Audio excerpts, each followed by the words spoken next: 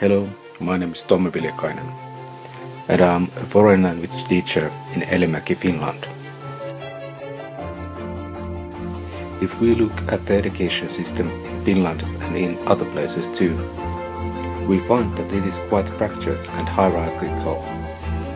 It is made up of separate units that never or very rarely connect or collaborate with each other.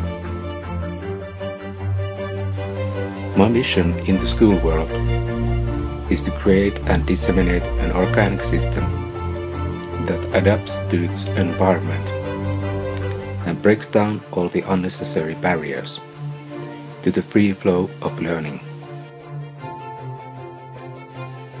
How can we do this? Is it even possible? First, we have to understand the basis of learning. Learning is based on our idea of human beings, and this, on the other hand, is based on our notion of life.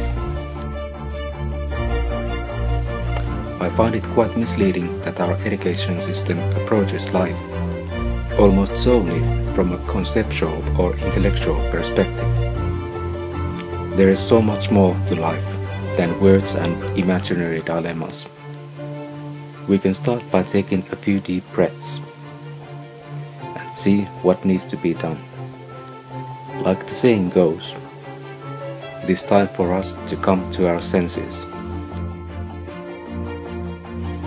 When I created the Facebook group Eheyttävä oppiminen, I thought it could be a good place to combine life and learning. First, there were only two guidelines: from being separate to unity and new understanding through wholeness. So basically the idea was to start talking about holistic or integral education in a manner that resonated with the respect of life we Finns are so well known. In the meantime, I put up some clubs in my school to promote the practice of mindfulness. We had sessions with teachers and later with students too. There were interesting articles on mindfulness in Finnish newspapers and on the internet. Studies showed that it was good both for your physical and mental health. Some Finnish pupils participated in research on the effects that mindfulness had on their behavior and life at school. This is my slogan for the new education. Stretching is to traditional education as yoga is to integral education. One assumes extrinsic value, the other knows intrinsic value.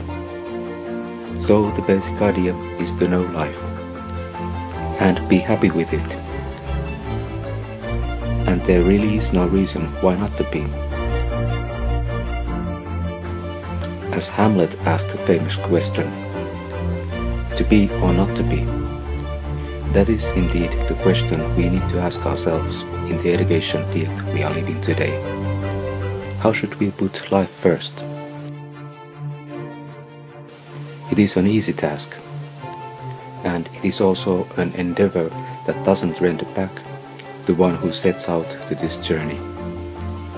Yes, you can trust it. It is all about life. A little faith is needed, but no religion is at stake. Love and being are universal. It is just a matter of living in harmony with one's true nature. The way we define life determines who we are. The way we define who we are determines our learning. I'm just saying that these things are not separate. That's it. If life is a human being, and being a human being is learning, I think we have a system that is pretty harmonious and sound. Nothing has changed, and yet everything has changed. You thought you were just a human being, living life and learning about it. But in fact, you were life, being a human being. and discovering your true nature. So, does the new education need a new human being? Yes and no. Homo sapiens is no longer valid, because it is based on the Cartesian notion of being a separate self. I think, therefore I am. On the other hand, if we start by asking, how is it that I know that I think? We end up with the understanding that life is conscious. Homo integralis is not interested in the separate self. It is life, all life, in the holistic or integral meaning, that is unfolding gracefully and naturally. In my opinion, new education must put life first. It is the basis from which a meaningful and flourishing society is born. Thank you.